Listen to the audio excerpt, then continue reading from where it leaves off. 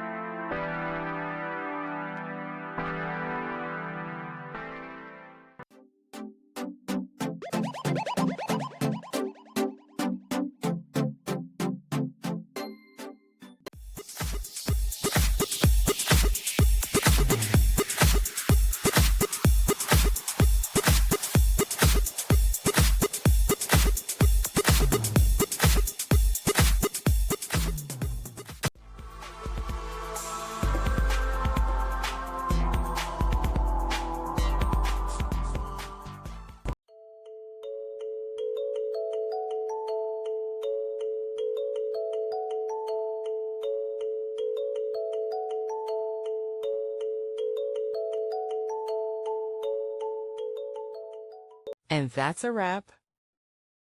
I hope you found the answer you were looking for. If you did, take a second to hit that subscribe button. It really helps out. And let me know in the comments which solution worked best for you. See you next time in the Debug Zone.